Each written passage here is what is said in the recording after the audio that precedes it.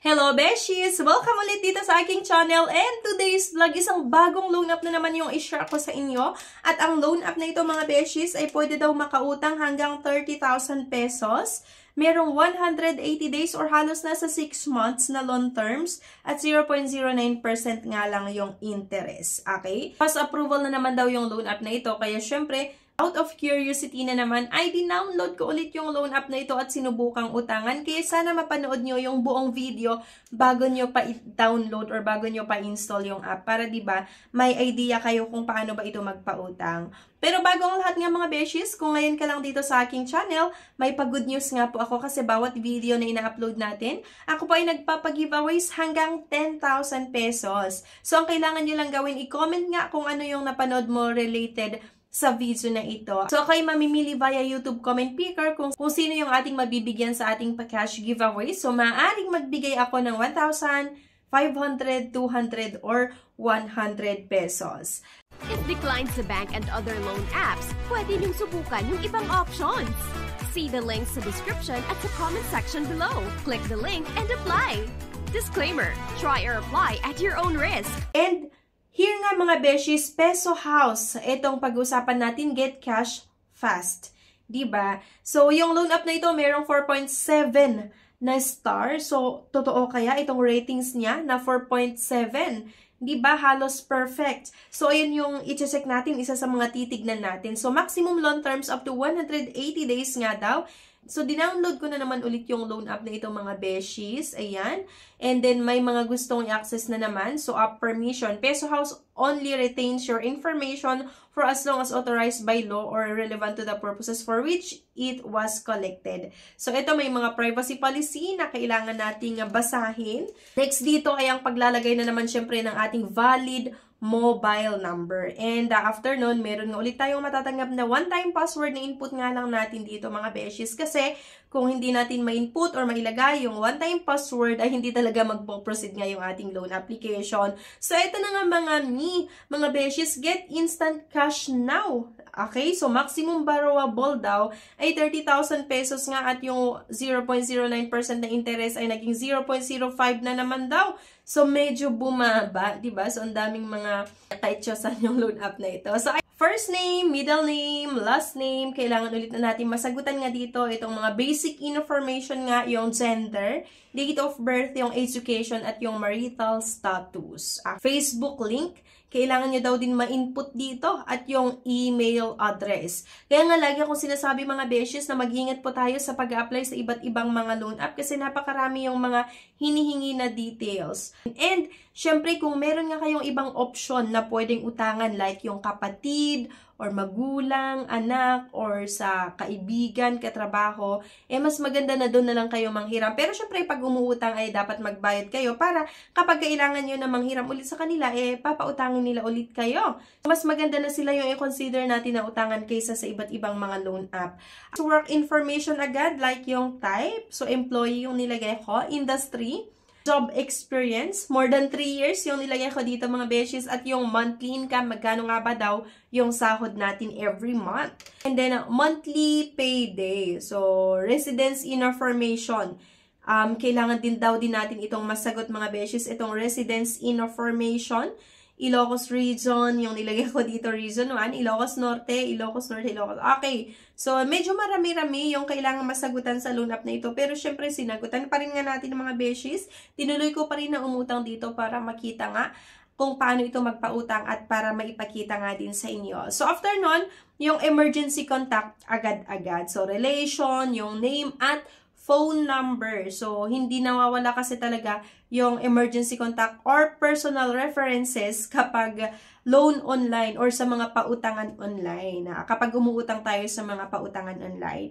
So, after nung contact information ay sa ID. So, mag-upload nga tayo ng isang valid government ID at ito yung mga ID na tinatanggap.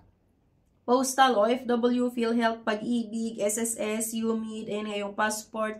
So, UMID yung pinili ko dito mga beshies. At ito na nga, lalagay ko lang dito yung aking ID number. So, mag-ingat tayo sa paglalagay nga ng mga details natin, ano? Kasi mahirap na. So, upload or allow Peso House to take pictures and record video. So, next, please confirm the name and identity information. So, agad-agad na kikita nila or nare-read nila yung mga details na nakalagay sa ID. So, last na ay yung withdrawal details. Kung saan mo gustong matanggap yung loan proceeds, pwede via e-wallets or via bank. So, e-wallets, yung pinili ko dito mga beshes at kailangan nyo lang malagay yung account number. So, information submission. Pagka-submit ko nga ng aking loan application ay nagka-countdown agad yung loan app na ito. Your loan information has been received. So, loan information is currently under review. Dito sa last part, merong halos 1 minuto na antayin para sa pag-process nga daw ng loan app na ito, ng loan application. So, loan information is currently under review pa rin and calculating loan amount. So, dito sa loan app or sa loan app na ito, makikita agad-agad kung ano yung status ng loan application. So, kagaya nung sa akin, the Peso House loan product you applied has been rejected. Your loan credit qualification is insufficient. It's recommended to maintain good credit and so on. So, hindi na-aprobahan yung loan application ko. Pero, syempre, hindi pwede na ganun-ganun lang. After ko mailagay yung iba't ibang mga information ko, ganun-ganun lang. So, binalikan ko yung app nila and nag-check ako ng mga details and sobrang natuwa ako na hindi na-aprobahan yung loan application ko. So, ang unang titignan yung mga beshes ay yung may nakalagay na critical. Okay? Doon kayo mag-check. Kasi yun talaga yung mga legit na review, no? Iba't ibang nag-try na umutang sa loan app na ito. So, ang sabi nga nung isa, loan amount offered was very low. Even you have a good standing payment with them. Been using it, pero ayun, hindi maganda yung naging experience niya. Next, this app is a totally trash. After finish paying my first loan and I just want to see if how much is my credit limit. They send you immediately the money without your consent. And the worst is the repayment period is only 7 days with the highest interest rate. And there's more worse. I am only late for 1 day and the charge is more than 200 pesos. This is totally a shark loan. After I pay everything, I uninstall this app. And mind you guys, to whoever want to download this app, a big no. Okay? So, hindi niya nire-recommend yung loan app na ito. Sabi pa nga nung isa, at first, it was okay. Sabi pa nga nung isa, my third reloan is auto-rejected. I'm paying on time but I don't have any late payment but my third reloan is auto-rejected.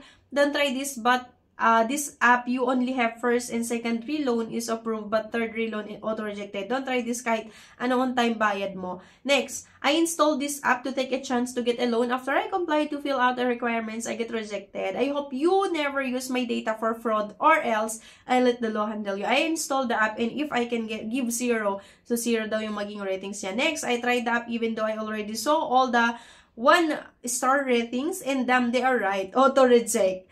Ayan. So, parang sa application ko na auto-reject. Next, not recommended. They use harassment words. So, may mga pangharas na naranasan nung isang nag-try dito. Sabi nung isa, don't install this app. Maybe they will just take all the details. Yung enforce nga daw natin. At next, this app is one of the platform that will ask your details. Then, once you fill up and submit all your docs, they will decline your loan application. Okay? This app sucks. After paying in advance, the allowable amount to borrow decrease. I don't recommend this app. Sabi pa nung isa, you would not recommend this app. They will harass you days before your due date. On the due date, they will send treats like I have. Okay. So, isang loan app na naman mga beshes na hindi ko nire-recommend sa inyo. Kasi, yung loan application ko, tama yung sabi nung ibang mga nag-try dito na auto-rejected. Tapos, nung nag-check nga ulit ako sa mga iba't ibang reviews ng mga nag-try na umutang sa loan app na ito, ay hindi maganda yung naging experience nila. Kaya naman, hindi ko din nire-recommend ito sa inyo. Sana wag muna kayong umutang sa iba't ibang mga loan app para hindi tayo mas lalong ma-stress. And ayun nga, ayon sa mga reviews na nabasa natin dito, may mga harassing words na ginagamit yung mga collector once na due date mo na or nag-past due yung loan application mo kahit isang araw pa lang na nag-past due. And may mga matataas na charges at marami dito yung nagsasabi na auto-rejected at yung mga iba naman approved sa first loan kahit nagbayad on time tapos yung reloan nila or second loan, third loan, rejected pa rin. Kaya isang loan na pa rin mga beshes na hindi ko nire-recommend sa inyo. based sa aking experience nga, auto-reject. After ko mailagay yung mga details ko, diba? Yung mga personal information ko, paglalagay ng mga personal references, pag-upload ng isang valid government ID, then rejected pa rin daw yung loan application. Kasi hindi ko alam kung ano yung reason, pero baka nautangan ko na ito before, diba? So, ayun na nga mga beshies, hindi ko nire-recommend yung loan app na ito.